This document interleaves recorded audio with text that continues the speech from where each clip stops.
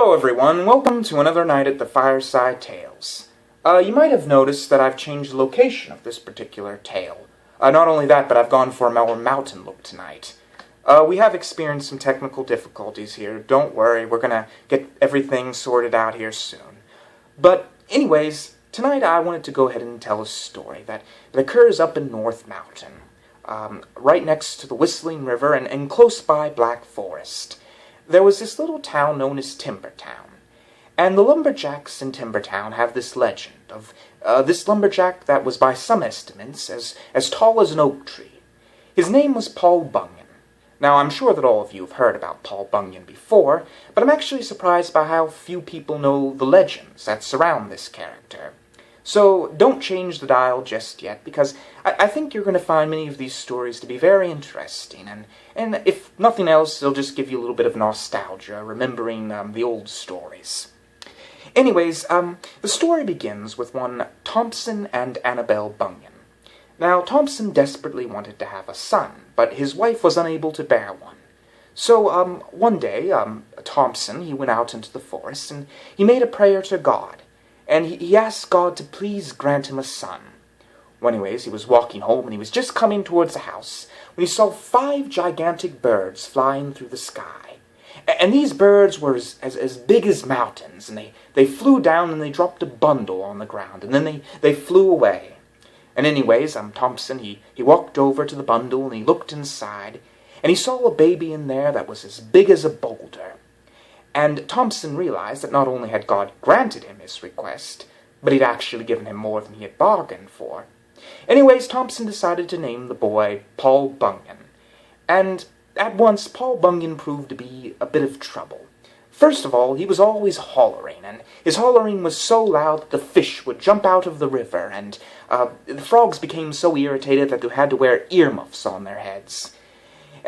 Also, it was hard to get Paul Bunyan to fall asleep. So his father made him up this big wagon, and he'd ride all the way down to Maine, and the rocking of the wagon would cause the baby to finally fall asleep, and then Paul Bunyan's father drive back home again.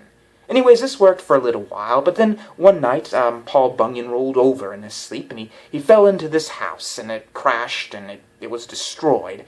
And so the family realized they'd have to do something. By the way, luckily no one in the house was hurt.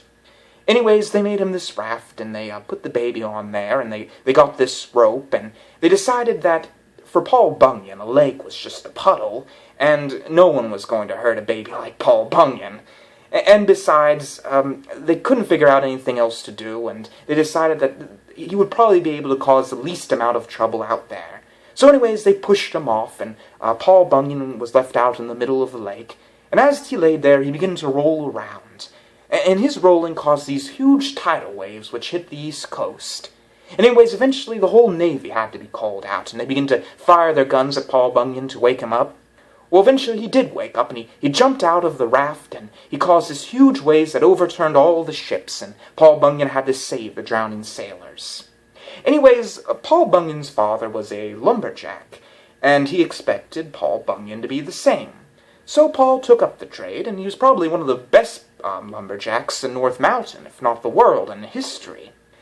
But Paul Bunyan was rather lonely, because, there wasn't many people like him, and I mean, no one even came close to being the size that Paul Bunyan was, and he found it hard to relate to anyone. But that all changed one very cold day, and I mean it was really cold this day.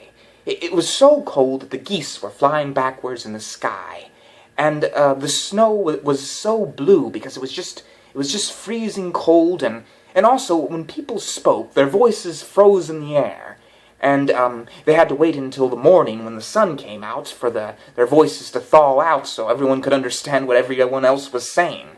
Anyways, Paul Bunyan was taking a walk, and it was a little bit of a blizzard. The snow was falling down fast. As Paul Bunyan walked, he heard this loud moan, and he looked all around, trying to figure out what it was. And he kept hearing it louder and louder, and he thought to himself it might be some evil spirit, and he picked up his axe. But as he looked around, he saw this little blue dot bouncing around in the snow, and as Paul Bunyan looked closer, he realized that it was a little blue ox playing. And Paul Bunyan took delight in the creature, and he picked him up and he took him home with him. Anyways, he dried him off, and when it was dry, he realized that the ox was still blue, not white or brown. And Paul Bunyan decided to name the ox Babe the Blue Ox. Well, as Babe began to grow up, he began to grow more and more in proportion. I suppose this might have been because Paul Bunyan was sort of distorting reality. And so everything around him was beginning to get distorted, and something like Babe the Blue Ox, which should have been small, began to get bigger and bigger in proportion. I don't really know the scientific reason, but anyways, a Babe the Blue Ox proved to be quite handy for the lumberjacks. For one thing, all the women would come out and hang their clothes on Babe, and Babe would lift up his head and up towards the sun, and the clothes would dry instantly.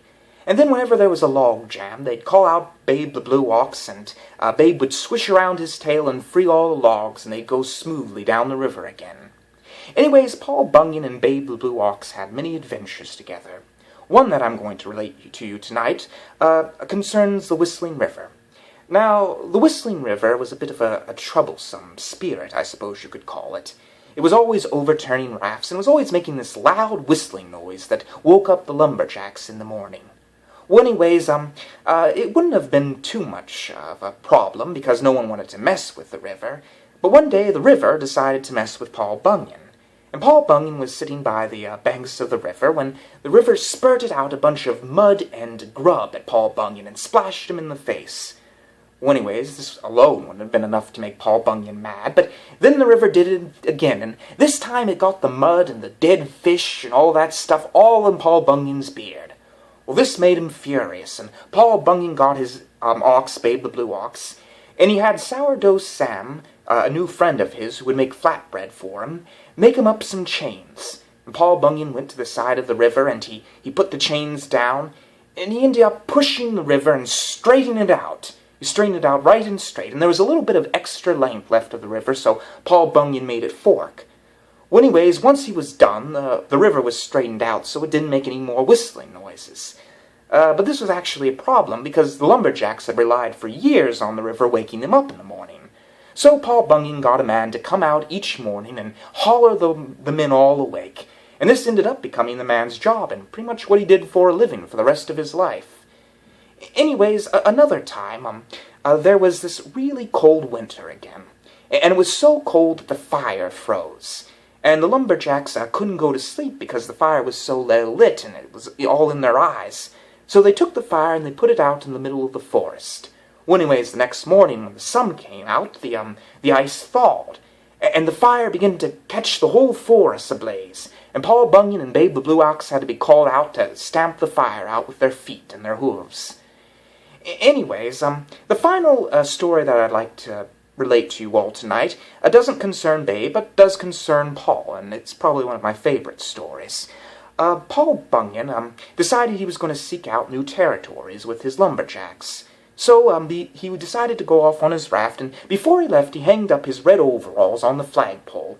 Anyways, Paul Bunyan began to head down the river with his lumberjacks, and they traveled for many, many days until finally they came to this town. And Paul Bunyan looked over at it, and the town looked almost exactly like their little town of Timbertown. It had a pair of red overalls hanging on a flagpole, and had a man running around that looked exactly like Sourdough Sam, and a barn that could have fit Babe the Blue Ox. And Paul Bunyan turned to his men and said, "What are these people doing in our area? And also, what an uncreative bunch they are. Their town looks exactly like ours." Well, anyways, they continued going down the river, and they traveled for some more days. And then they came to another town with the red overalls hanging on the flagpole and Sourdough Sam out there walking around. And Paul Bunyan said, "Well, these people are just as uncreative as the ones we met before. The nerve of 'em." And anyways, they continued down the river, and they traveled for some more days. And then they came to another town. And again, this town looked exactly like the one before, with the red overalls and Sourdough Sam running around. And Paul Bunyan said, "Well, now I'm just getting furious. This is the most uncreative bunch by the river I've ever seen. All these towns look exactly alike." Well, anyways, they continued down the river, and Paul Bunyan decided if he seed this again, he was going to give the mayor of the town a piece of his mind.